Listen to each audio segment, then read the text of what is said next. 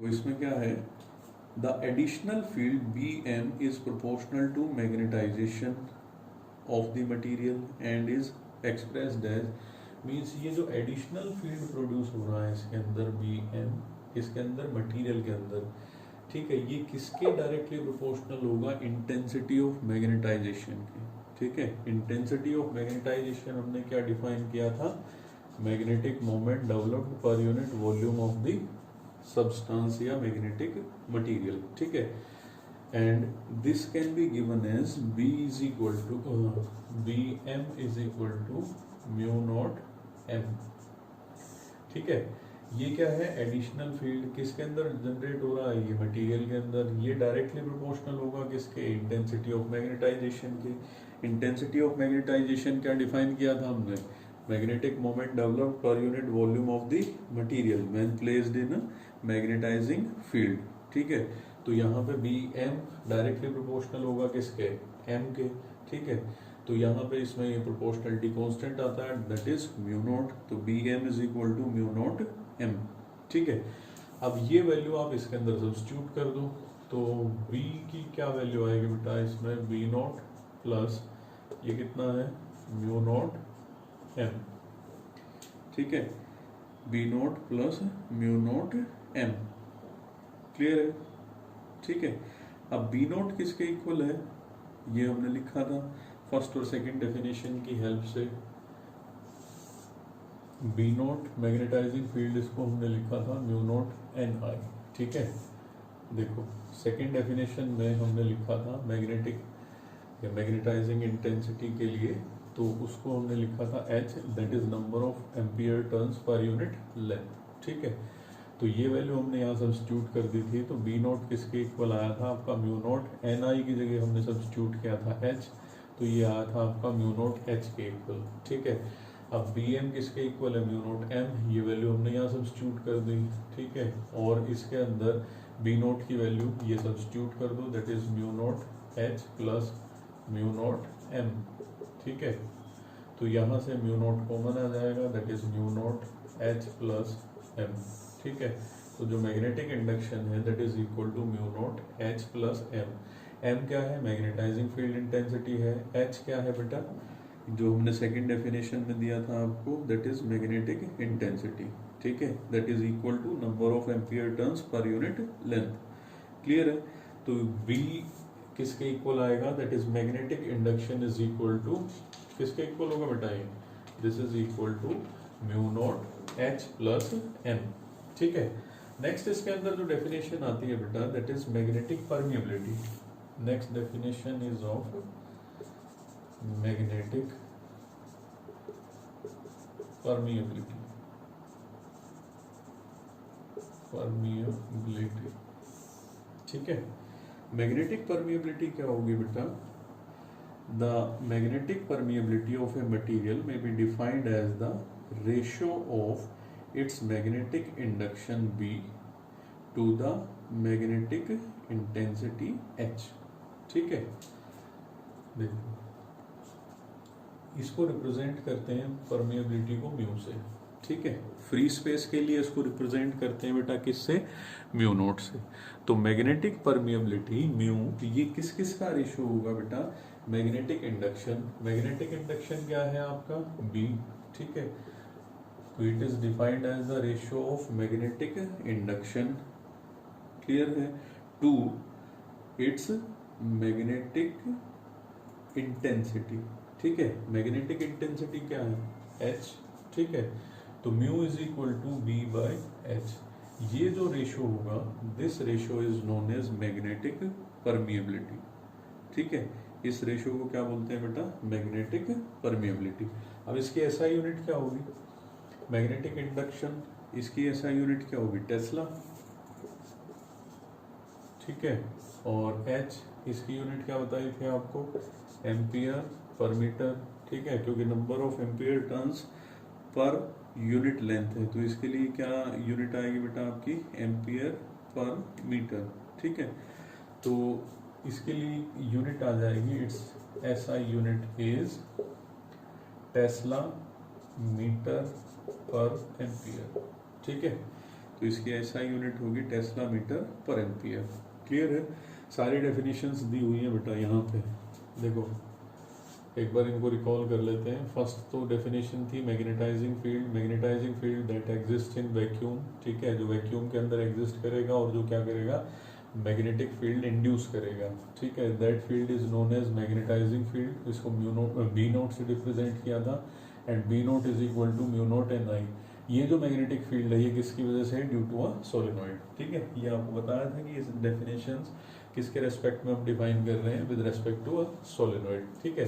Second आपको हमने बताया था दैट इज एच क्या बताया था बेटा आपका, मैग्नेटिक इंटेंसिटी।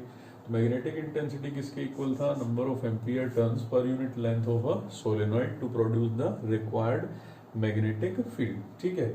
थर्ड था बेटा इसमें मैग्नेटाइजेशन या intensity of magnetization. Intensity of magnetization क्या डिफाइन किया था हमने, magnetic moment developed per unit volume of a material. कब, जब उस मटेरियल को आप प्लेस करेंगे किसके अंदर, मैग्नेटाइजिंग फील्ड के अंदर, ठीक है।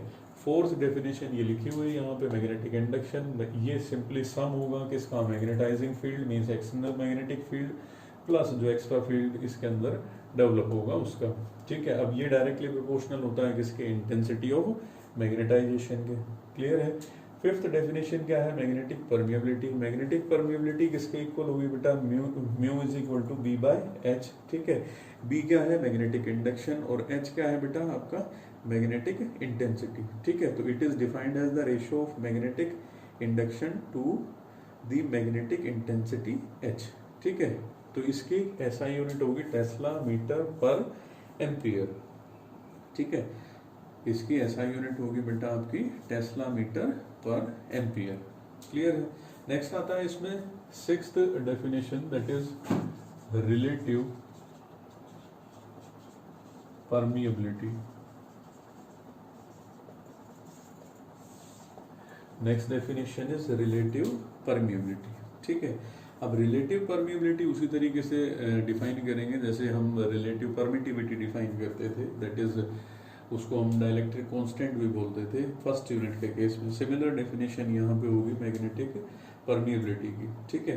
तो magnetic permeability is defined as the ratio of permeability of the medium to the permeability of free space, ठीक है। इसको रिप्रेजेंट करते हैं म्यू आर से, mu R is equal to mu upon mu naught, ठीक है। तो it is defined as the ratio of permeability of medium to the permeability of free space, that is mu R is equal to mu by mu naught, ठीक है। तो mu तो इसमें permeability है कहाँ पे, मीडियम के अंदर, और ये परमिएबिलिटी कहाँ पे है, फ्री स्पेस के अंदर, ठीक है। अब ये सेम क्वांटिटी का रेशियो है तो ये क्या होगा बेटा आपका, डायमेंशन लेस क्वांटिटी होगी, ठीक है। वैक्यूम के लिए इसकी वैल्यू होती है 1, for vacuum mu R is equal to 1, vacuum के लिए इसकी वैल्यू क्या होगी 1। अब ये देखो ये वैल्यू 1 कब आएगी, जब ये दोनों वैल्यू क्या रहेंगी आपकी इक्वल, मीन्स म्यू भी किसके इक्वल हो जाएगा, म्यू नोट, इसलिए इसकी वैल्यू कितनी आती है आपकी 1, ठीक है।